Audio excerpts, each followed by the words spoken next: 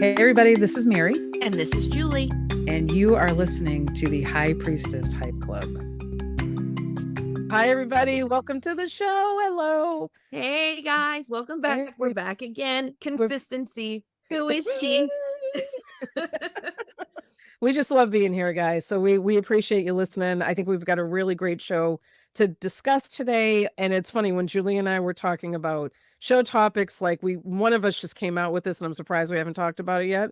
But we are both Reiki masters. And Hey. Yes. Who knew? And It just took us 3 seasons to talk about Reiki.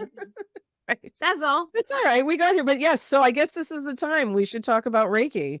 So how did Reiki come into your life, Jules? Oh, that's a really good question. I, being the research spreadsheet gold star kind of gal that I used to be and kind of still am, but have lightened up on a little bit, was introduced to Reiki back when I was still living in Starkville, so 8,000 years ago. And I was dating this person named Tracy, who I'm married to, but it's still 800 years ago.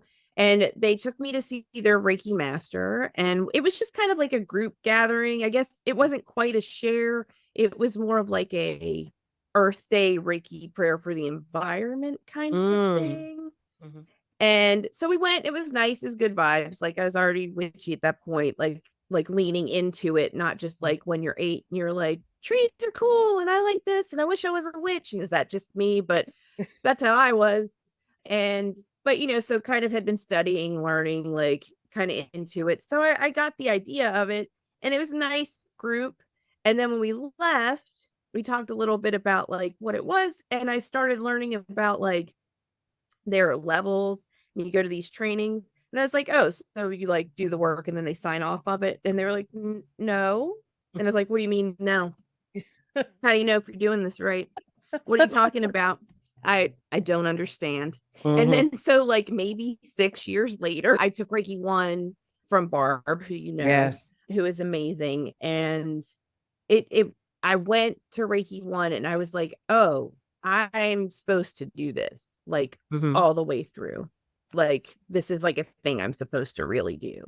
And I don't get that feeling a lot. Like that level of like, oh, here's part of your life. Here's what you're supposed to do, So that was really interesting. And luckily, the further you get along, Barb is one of those kinds of people who's like, I want you to do 10 book reports and this many sessions and this many hours, and then we'll talk about it. And she even has like, as you get deeper into it, there is more like signing off. There's like more like research. Like, I did a research project, all that kind of stuff. So our styles kind of blended well between like the experiential kind of work, but also like, it feels good to know that like my checks and balances are there. So I feel more confident helping other people as opposed to just like, oh, it's whatever. That was the long version. That's how I got into it. I was like, here's my entire Reiki journey. How about you, Mary? I love it. No, I love it. Because I think everybody's journey is different. Yeah. And, mine was, I started getting into like the new age stuff years ago. I was dabbling a little bit in the Wiccan witchcraft kind of stuff, but I kind of went over into the woo for a while, which there's nothing wrong with woo. It's fine. But I love and embrace all. I was at a store out in Braintree, Massachusetts, and they were like, oh, we have these healing sessions. Would you like to come to one? And I was like, yeah. Oh yeah, sure. So I put my name down. I put a friend of mine's name down. He worked with me. We drove up after work. We got Reiki. Both of us like felt a little weird when we came home. The next day, he walked in my office. He's like, I'm ready to punch someone in the face. I've been crying all day. Yeah. I was like, I think this has something to do with last night. He's like, I'm never going to that again. And I was like, okay, well, but I wanted to know what this was. Right. So I happened to get put with somebody who never had an opening. So the next week I went and I put my name in and I got with someone who never had an opening, but I did with her, and she was doing Reiki on me. And I said, I think I need to look into this more. I think, there's something here. And she was like, oh, well, that's great, because I'm a Reiki master. And I was like, oh, well, maybe that's, and that started my journey. I did 1 and 2 together at the time. And then about a year later, almost, I did my master work. And, I've been working and teaching ever since, but it has definitely been one of those things that, you question, like, and I don't know if you do this, Jules, but I'm always one of these, like, is this stuff working? Like, I Oh have yeah. these moments, Who are you right? talking to? Yeah, of course I do. And then you do Reiki on someone, or you see, and you're like, oh, yeah, Oh. that did something. Yeah, That it's like the spirits every once in a while, like, oh, fine, we'll show you. It's one of those things. But that is one of the things about Reiki, is that it's a hands-on practice where we are the channel for the spirit energy. It's not coming from us, it's coming from the spirit world. And right. there's a lot of trust there for folks to say this energy is pure energy that is coming to you to balance you. And it just seems so simple, and yet like unknown, and but I've seen such great things happen with it. Yeah. My dad, especially, when I've worked with cancer patients in the past with Reiki. So that's one of the things is Reiki, cancer patients that get Reiki are not as nauseous, they found through study, things like that. So when my dad was going through cancer, I would Reiki him, and he would call me sometimes and go, hey, that thing you do? What's that thing? I'm like, what's that thing? I'm like, wait. I'm like, Reiki? He's like, yeah, that thing. Can you come over and do some Reiki on me? And I'm like, oh yeah. Like I'd be driving somewhere, he'd call me, and I'd be like, yep, I'm on my way over. So, but it would calm him. And I think that's one of the really most wonderful things about it, is that it's designed to help people find calmness and peace and balance. Yeah. Yeah. It's not always gentle in that way. Like, No. I know for me, like that first night I got Reiki and the next day I was crying all day. It was really, I think I had to release some grief, but you don't know until you know.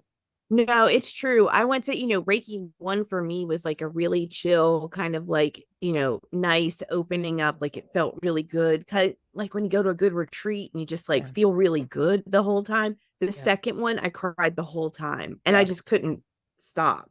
And it wasn't like hysterical, but it was like just like releasing stuff the whole time. And I get like really self-conscious about it. And Barb, who was leading it, she was just like, this is just what it's working through you. Like that's just what's happening. And I was like, okay, well, I'd appreciate it if it wasn't in a way that everybody see me crying, but that's okay. Part of it is probably, being okay with people seeing that you have emotions, Julie. But I don't know. But at the time it's relatable that like you just kind of like cried all the next day. Like I just cried like all of Reiki too.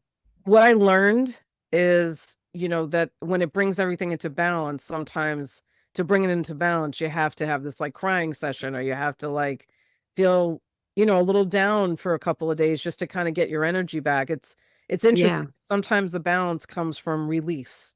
It's not always pleasant. So I don't want to scare people from Reiki. Like it's a great thing, but that's one thing that if you're holding on to anything that you need to release, you're going to release in whatever way is going to work. So sometimes, yeah, you might have a good cry, or you might, I think, my friends who came with me, when he said he wanted to punch stuff, I think, he was just he was angry at the world at that point. Right. And like releasing that. And releasing it. Yeah. Yeah. I was like, how about we get you some lunch?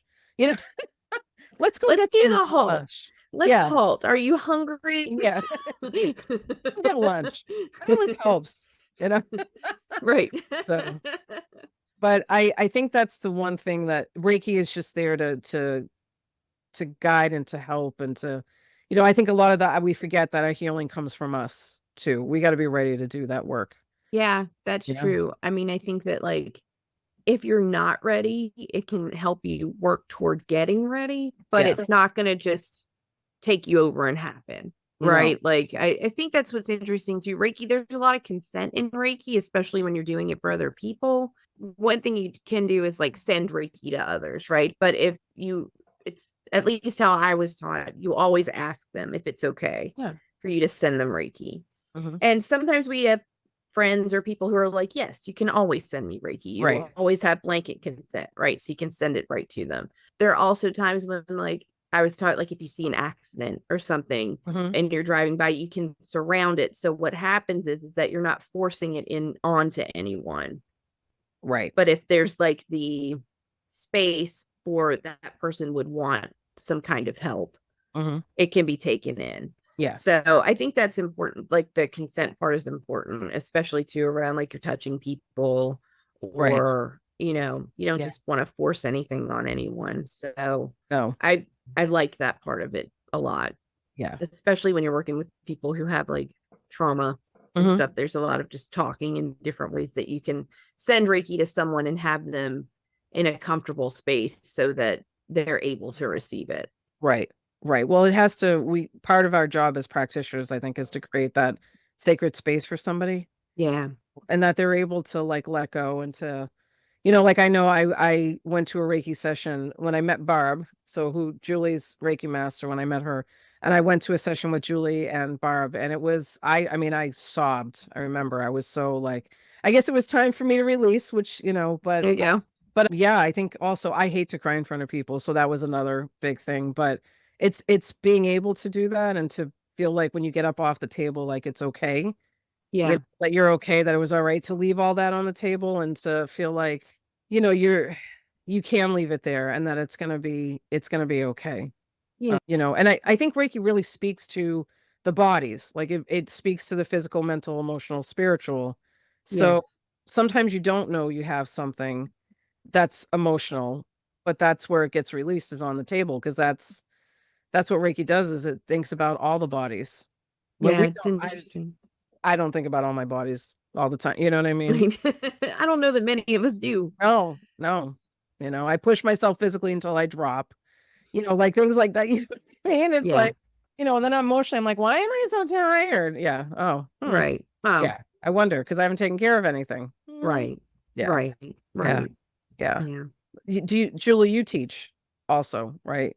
I do. Yeah. I'm working on building my confidence around teaching, but I have assisted some, and I want to teach more.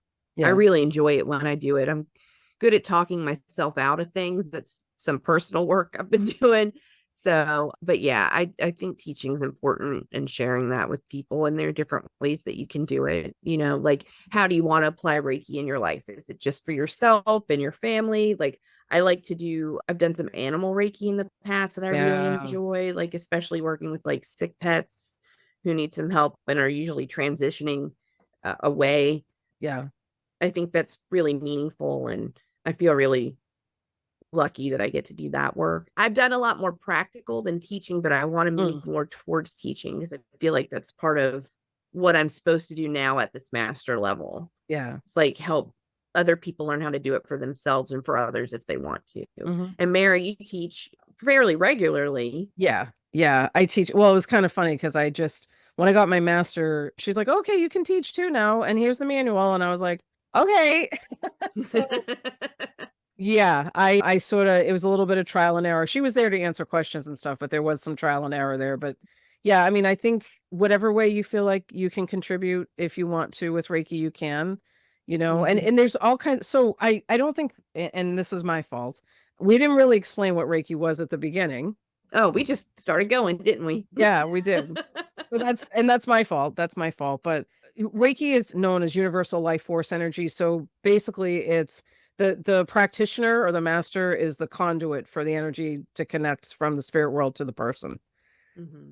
Would you say and the reason why that is because spirit asks us to help with delivering that energy. So that's why we're involved. The other humans are involved. And, I learned traditional Sui Reiki. Same. We're in the same tradition. Yeah. Yeah. But there's a ton of different traditions out there. And, if you find a great Reiki, I think one of the things you have to look for is a teacher that you feel like you're going to learn from, and that you like resonate with. And yeah, exactly. Yeah. Because it's there is a lineage there. I'm not saying there isn't, but sometimes with some of these other outside of a Sui, it's not, it's a oral tradition. That's the word I'm looking for, an oral tradition. So some people will hear different things, or some people will have different things. So you're going to see that there's going to be some crossover, or some like just discrepancies. But I think if you know what's going on with the energy that's coming from your hands, I think you're fine. Yeah, I think so too. Yeah. Yeah. And I mean, traditional Reiki is traditional Reiki. That's it. But there's other ones out there too. And I think, I've heard some people that learn different types of Reiki. I think it's whatever people feel comfortable with on that. There's a ton of different ones out there. Yeah, I've seen those out there. So it's people get led on their own path, right? Yes. Yeah. Yeah. But if you do the traditional, And I'm not saying you have to just do the traditional, but if you do one and you feel the power coming from your hands, the energy coming from your hands, you're probably good. Yeah, you're probably good. You're probably good. What else do you want to say about it? I think Reiki also can be used for anything. So if you have a headache, you can use Reiki. I did this once, my car wouldn't start and I was stuck on the side of the road and I put my hand on the dashboard and I was like, please just get me home. I'm sure if you die after that, but please just get me home. And I waited a couple minutes and then I started the car and I got home. But as soon as I got on the way, I couldn't start it again. It's like I backed to the driveway and I went to like move it a little bit to get, and it was like, boom, boom. It's like, nope, we did what we could do. And that was it. it. Here. Then now we're here. And I was like, thank you. So yes, I've seen that happen. I've sent Reiki into traffic to try to break up the traffic. Yeah. That's a good one, guys. That's a good one. Interesting. Yeah. Tests, I've sent Reiki to rooms. Like, so if I know I'm going to take an exam or I'm going to present something, I'll send Reiki to the room and everybody in the room beforehand. Yep. So that I've done that for like doctor's appointments I'm nervous about, or when I was going to have like give birth, like I would try it. Now it wasn't like the day of, I did this like way in advance, but like just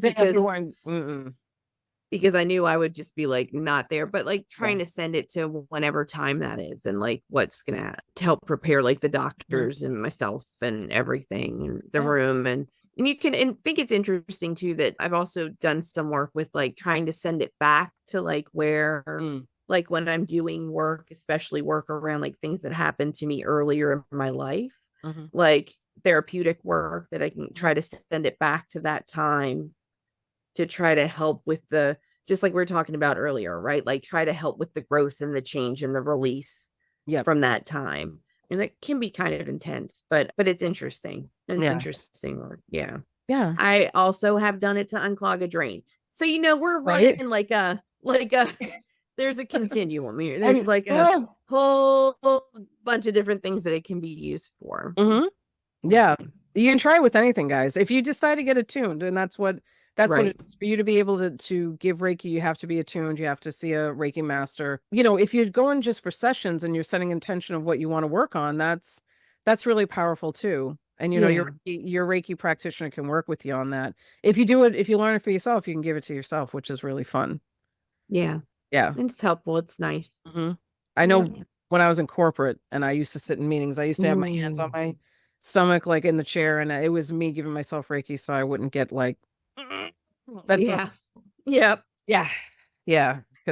I had one of those jobs for a while. But that was it was stuff like that. I'd kind of blend, because you can blend it with the practical. People don't need to know that you're doing Reiki yourself or that you sent Reiki. They don't need to know that. It's all how you work with it. It's interesting. Yeah. I think, is there anything else we want to say about Reiki? I think everybody should get a session. Go get a session. Go to a Reiki show for free. There's people out there who will you can go get Reiki at different like health fairs and stuff like that. They'll do 10 minutes free, stuff like that. So if you're like saying, oh, I don't really have the cash right now, that's fine. You can find some free Reiki out there, but get a session and see how it makes you feel, work with it. Yeah. If you have questions, you can send them to us. You can send them to highpriestesshypeclub@gmail.com. You can contact us through our own personal emails and links that we have in the show notes. And then we talk about all the time, like Mary@marydalba.com.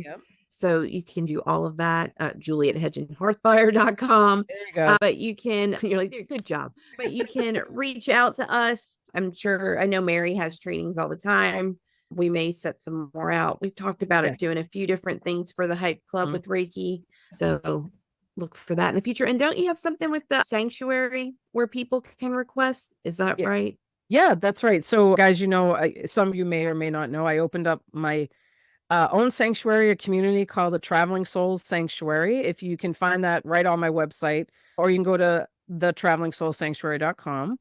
And if you need a prayer request, which prayer can be anything, Reiki, whatever you need, if you got something going on, let us know and we will get a group of folks to send you good energy, whatever you need. So let us know if you need some extra caring, or you can just send us an email at connect@travelingsoulsanctuary.com. Nice. Yeah. I think that's great that you're doing that. Yeah, of course. We got to take care of each other, guys. That's right. That's what we got to do. And so, listen, until next time, remember, you are magic. Bye, guys. Bye. Follow us on Instagram, TikTok, and Facebook at High Priestess Hype Club, and subscribe to us on whatever platform you're currently listening to us on now, because we're back every Thursday to hype you up. Email us at highpriestesshypeclub@gmail.com and tell us what you think. We'd love to hear from you. Thanks for listening, and we'll see you next week.